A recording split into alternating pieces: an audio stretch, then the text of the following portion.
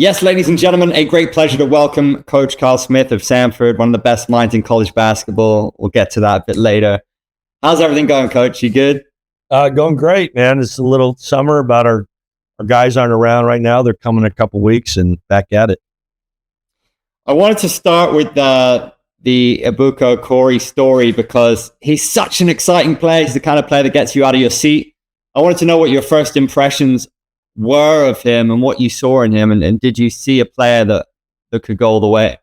You know, I actually did see a guy that he reminded me of a guy I coached, Jamari Bouye at University of San Francisco, like similar size, similar athlete, who was actually in the NBA, playing for the Phoenix Suns, signed a deal. But it took him 5 years. And when in the recruiting process, when we watched him on film, we're like, yeah, we could use a Jamari. Stanford, that'd be great. And so when he showed up on campus, he's similar, but just a much more. He just seemed to gain confidence with each day. Each day he got better, given more things to work on, and he just kept improving. And he's really hungry and driven with great discipline too. So it's just wonderful to coach, and we'll miss him. I was hoping to get 2 years. He had already committed to Harvard, right? What did you say to convince him to come to Stanford? Nothing. It was really his dad kind of coerced him to go to Harvard, which I always laugh. His dad felt bad about it. I said, you should never feel bad as a parent, telling someone to go. And so through his prep school coach kind of said, hey, our guy's thinking about, he might be better than Harvard. And I'm like, I don't think you're wrong. Watch. I said, I don't, but I don't want to mess with it. I said, I don't like to get involved with that. But eventually it was Ibuka driven. He's like, I think I can play at a higher level. And I coach in the Ivy League. So I know I really don't want to be poaching guys from there. I don't want to be doing that this day and age. It's really the kids have all the leverage, and he decided to get out of it. And we just kind of were there smart enough to say yes. In essence, it's like family is really adamant about high academics, and he's good enough. And it was like the right fit for him. And we've had 3 guys the last 3 years, like Spencer Jones, Maxime Renaud, and Ibuka. They're NBA players, and they all have very similar story. Like Stanford suited them. Are people sleeping on him to a degree? I think actually they've caught up to him. I think they were sleeping on him throughout the season. I was happy. I was like, I don't check that stuff too often, but I was like, he's not even on draft boards, and he's leading the ACC in scoring as a freshman. I'm like, and I've coached enough NBA players, so I was like, this one's by far the easiest one for me to diagnose. It's like, this guy's he looks like Dennis Schroeder right now and plays like him at worst. And then by the end, I was like, geez, is he Maxey? I mean, is he Tyrese Maxey? He's like, he's one of those. He just got incredible speed.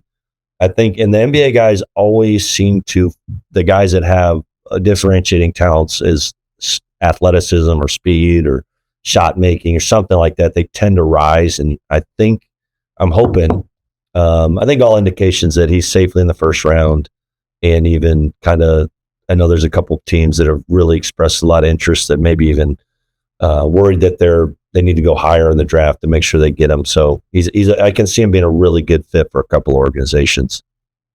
Yeah, a lot of people linking him to Detroit. Is that a good fit? Great fit. I think, I don't know. I don't study it that much, but it sounds like if you need playmaking, scoring, quickness, and you're close, I think he'll be able to do that he'll be able to do it when day one a little bit. He'll have to get stronger and stuff like that. But if you need him in that capacity, and that's why I said, like, right away, I think he could help for sure. 23 points a game in the ACC is almost unprecedented. When did you realize this isn't just a hot start? This is someone special. You know what? I don't like to put the cart before the horse, and I was trying to coach him, and I was like, before the first game, I said, because we played a couple scrimmages and exhibitions, and I was like, I better, before the first shoot around, I said, you know what, I need to talk to him. And I said, listen, I think Ibuka, I hate doing this, but I think you're going to do really well. I don't want to put, you haven't done anything yet. And with that comes a lot of attention. You're gonna have agents, you're gonna have media requests, etc. But this guy knew was coming, and then I think he went out that night. I was a little worried that he might feel a little nervous after that talk, and I think he had 30 against Montana. So I was like, that was more like, you were all a little different. I think he's like, oh, I have permission to be aggressive and doing that, and his confidence grew. So it's almost funny because the kid I referenced, Jamari Bouye, who I referenced you to, I kind of tried the same thing with San Francisco, and he wasn't quite ready. It's kind of nervous, almost like you're pushing him out there a little too soon. And this one just was like, about time, coach, I'm ready, and he kind of took off from there. He's just over 6'2", right? Do you think that's one of the reasons people were sleeping on him initially? It's funny because everyone was like, he's small, and I'm like, he's 6'8" wingspan. That's why I knew he'd kind of climb in the draft when they measured him, because he's got a 6'8" wingspan. He's not that skinny. He's 185 pounds, and I think he'll easily get to 195. He's just turned 19, so I don't really, what? And here's what's funny. I was watching the playoffs, and I was watching the Sixers, and I Googled Maxey, and I go, oh, he's 6'2", 205. And I'm like, he's going to get close to, he's going to be in that ballpark. He's going to be in the same wingspan. So he's going to look like, Maxey doesn't look that small out there because his length and his speed in that. So I think a little bit, and I think that was a narrative, and like they compared him to the kid that went back to Vanderbilt, Tanner. Now he's small. Now he's like 5'11", 160, and he's an awesome player. And I'm like, there's a big difference. 3 inches and 25 pounds difference there. And it's smallish for a starting point guard, but, he's bigger than the Chris Pauls and other guys like that. And, so I think he'll be fine there just because his wingspan, kind of like Rondo. I don't know what Rondo's size was, but that's what he looks like running around. Different player, but the shoulders and the length and that. So I think once they discovered that, like, oh, okay, he's got real NBA length and weight to him, that makes it easier to make that decision. What do you make of him from 3? Do you think he can improve his numbers there? I think it's really impressive what he did this year as a point guard, to shoot 35.7, the ball's in your hand that much. I don't think you'll find many point guards that shoot that well with the minutes played, almost at any level, and it's just such a high usage and end of clock situation. So and as a freshman, just really impressed. So I think no problem, because he works at it. His discipline, most disciplined guy. After a game, he's in the gym 7 a.m. the next morning, getting his shots, doing his, taking his vitamins. And he just kind of that guy. Patty Mills was a little like that. What coaches at St. Mary's, was just so disciplined about putting the work and the time in. And obviously that carried him to have a tremendous career. And Ibuka's bigger. I don't know if he's better, but he's definitely bigger. I hear that you gave him the Cardinal Rules for point guard, and that he reads that before every game. Could you give us an overview into what that entails? I don't know if he reads it every time, but I like that narrative. Makes me feel like but basically it was, normally as a freshman, you say, hey, I want you to academically and socially make sure those things you're okay there, because if one of those things is out of whack, whether you're uncomfortable on campus or homesick or you're getting swamped in the books, and then you're not going to be very effective. So once he grasped that and he's scoring 20, I said, well, let's tighten up this deal. And for our team too, like, he's a good passer, and that, that people have questions about that. And just for our group, we needed them to do that. So I said, all right, you're kind of in the calculus now, your AP calculus. So I just wrote up a little manifesto, and it just really talked about leadership and talked about the legacy of great point guards have been, whether Brevin Knight, Mitch Johnson, who's coaching the NBA Finals, and Chris Hernandez are like, they're all pure point guards, and kind of do that and what it takes, and the leadership piece, the communication piece, how you feel out of game. I really have to look at it. I took a screenshot of it. When I handed it to him, I was pretty arrogant, but funny. I said, save that for Springfield. I said, the archives, when we go into Springfield, I want you to have this spiral notebook letter that I crafted. It was just really, it was an attempt to try to keep him another year. I was trying like this. I was like, let's slow down the scoring. Let's get those assists up, But and he did. That's why I said, like, he he started, I think, the last 10, 12 games, he's like 4.2 assists and two, like he was starting to get better in the pick and roll and stuff like that. They'll lead from next level. So, I mean, I just, he's got a growth mindset. He's going to get better. And I have to brush up. You're the first one to actually ask about the Cardinal Rules, like in detail. So I better go look and see what I put to paper. It's beautiful though, that story. I feel like as a coach, people forget that you're still evolving, right? And does your experience with him and with that, do you take little pieces of it into new players that you meet in your seasons? Absolutely. And I think, and I hadn't thought about it, and I'm not one to toot my own horn, but I've had like 15 all-league guards in 16 years of coaching. So a little bit of that, playing that position is like a quarterback in football. Not footy, but football. That's how. But so that kind of decision making and putting that they have the ball in their hands, a really good one 75% of the time. So putting that trust in that person and developing them, and oftentimes it's been a guy where you can make a difference is a guy that is a scorer, that scored a lot in high school or played off the ball and converting it. And that's kind of what Ibuka was. He was a guy that he was a natural point guard, natural leader, but he was playing with I think the kid's name was Killian Torrey, kid at Iowa State. So he kind of played off him, and so it was like that's a value. It's like, okay, if we can put this guy in this situation, and have done it before, going back to whether it's Isaac Bonton at Washington State or Miles Rice at Washington State. So I like to think that we've gotten better at improving just tapping into our history of guys that have done that. And Jalen Blake's last year was out of nowhere, was a guy that didn't play much at Duke. And he's on our coaching staff now. He's like, Coach, I never really played point guard until I came here. I said, great. I said, you were terrific at it. And he actually had the right leadership skills. He has a great mouthpiece, and he averaged almost 4.5, 5 assists, and he's just a good leader. And I think that's as important as anything, playing that position. You have to have a certain skill set, but they can make everyone better. It's a real pleasure to get to interview you because you have such a wonderful passion for the game, but such an analytical mind as well. And Chris Mooney famously said that you were the smartest man in college basketball. What was your response when you heard that, and why do you think there is that perception of you? It is the gift that keeps on giving, and only because we were roommates, and he was kind of had tongue in cheek. I want to be honest when he said that.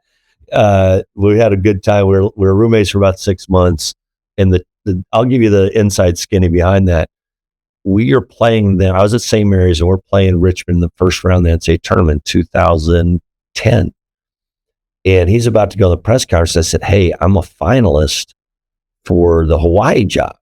I was literally interviewed, and he goes, oh, great. He goes, I'm going to mention you. I said, I'm not going to be mad at you. So he threw that line out there, and it stuck. And it's probably helped my career tremendously. And I'm like, I wasn't nearly as smart as Chris Mooney or Joe Scott, who both are Princeton grads. And I learned so much from him basketball wise. So I'm humbled by it, but also there's a little story behind it that it was a little self-serving that Chris was trying to help me out and get a job. But things have worked out, and I appreciate the kind words. Well, I got to say, it's a bit of a stone cold banger in terms of job interviews. Yeah. It's easy one for the AD. It's an easy one for the AD to say, hey, I got the smartest guy. Yeah, that's a beaut. I'm a big fan of Moneyball, the movie, and the concept, but your approach has often been described as nerdball. Can you give us your take on that? 100%. I mean, we were doing this going back to the University of San Diego, really from my high school coach. And Randy Bennett's dad was a high school coach and did something similar. And when Randy wasn't at San Diego, we started doing it and started having success, just tracking all these stats and trying to give guys feedback. And then we're at St. Mary's, they're starting getting the program rolling. I want to say Moneyball might have came out 2002, 3. I'm not the book. And I read it and I go, Randy, this is what we're doing with basketball. I said, like, passing might be finding guys that can really share the ball, and pass the ball might be like drawing walks in baseball. So it kind of made that analogy. And Randy's like, keep a lid on it. I was thinking, I don't know. So anyway, so we just started, that was the history of it.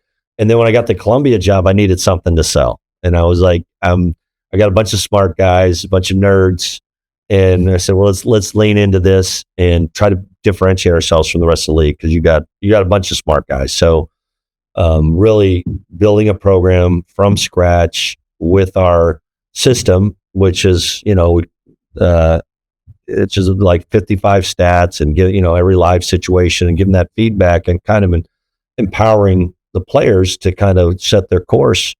And it's worked out pretty well, and that's kind of thing. And with, like, say, it created my why. Is I want to empower people to empower themselves and inspire others. And that's kind of been the perpetuate that. And empowering them is like, hey, here's the blueprint, go for it. And then when they start to build confidence within that system, then they start to get good. So it's been successful. Some other programs doing it. I've shared it. It's hard to just buy into it as a coach, because it's trying to eliminate your biases, like Moneyball. So it's tricky. Is there any particular stat or data point that just changed the game for you? I'm not sure. I just think eventually we came up with we started divided this raw number by possessions. We started tracking possessions and how many possessions are you playing, so we could try to get an efficiency rating, like how many winning plays are you making per possession. And that seemed to, like, your best competitors, like, they all do something different. And that doesn't necessarily make your best team, but it makes you get your 5 best competitors out there. And then you kind of tweak around with it. But I wouldn't say it's necessarily one stat that I can, there's one offensively, the PP, we call it the penetrate pitch. So basically guys that can draw 2 defenders and make a play out of it. Your best players just tend to gather those. And it's just worth the point. But every time you get by your guy, make a play, and it can turn into an assist. It can turn into a good shot. Those seem to be your best players tend to fill that box. It's a good one. I think with any sport, data is king now. How do you marry instinct and data, the old school with the new?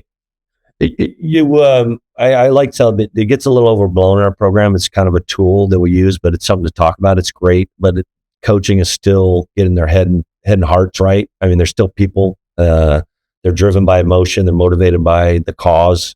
So I think it's a good tool for them to, like, improve. And if you're a growth mindset guy and you're really driven, more analytical, you'll love it. So I always love to tell in the recruiting process, I say, smart people like to know where they stand. Everyone likes to be called smart. So I, myself included. So I like, you're going to be, and it's true. I think smart, it really is creating intelligent decision making. That's really what it is. Just making sure you're making the best decision. And the guys that can make the best decision in those situations under stress become winning players. And that seems to be the secret sauce in those guys that do it and are attracted to it. And the ones I struggle with are the feelers. The guys are just, they have to feel good to play well. And I believe that's a real thing too. And they don't necessarily want to stare at the data. And it's hard to convince them a little bit. But that's kind of been we're always working to try to include those guys too, find the best way for them to be the best players. Was there a gold standard for you in terms of coaches? Guys I've worked with have been the guys I know the best. And Randy Bennett's probably the one that's had the biggest impact. We were really close. We worked together 9 years at St. Mary's and worked together 2 more years at San Diego. He got me in the business. So in what he's done at St. Mary's, I'm really excited to see him get an opportunity at Arizona State. But Rick Shirley, my high school coach, I've often referenced him as being biggest influence, because he was doing the hustle stats and the numbers, kind of archaic version, but it was good because he kind of handled that. And he's probably been, just who I am as a person. I think that's helped. I studied Coach K when he was younger. I loved his, that was kind of what kind of drew me. My dad encouraged me to study that. And I guess I've kind of known I wanted to be a coach since 9th grade, but those are probably the biggest influence. And then Joe Scott, actually, I worked for him with 1 year, and Chris Mooney, in those 11 months. I always talk about, like, they kind of changed my view on basketball. They're the best teachers, understanding the game. And it was like unlocking what they were doing at Princeton for 40 years with Pete Carrill is kind of like this code. So I've had a lot of, Brad Holland allowed me to do a lot, which was really important for my development. But, Randy and I probably just getting back to to his influence, and our relationship is probably the most person's probably had the biggest influence. Everywhere has its own culture, its own name, its own status, its own feel. What does Stanford basketball mean to you? Oh, it's excellence. I think that it's kind of fit is important. I think Stanford itself is based on excellence, whatever your pursuit is, and it's exciting for me to get to a place where you have something to sell and also something people are attracted to. And everyone, certain people think, oh, it's hard, you can't get certain players, but I'm like, even more so, like your transcript, your attitude, your desire to be here, those things, you'll flourish in a place like Stanford. So I think it's all about pursuing excellence in everything you do every day, and the results chase you down.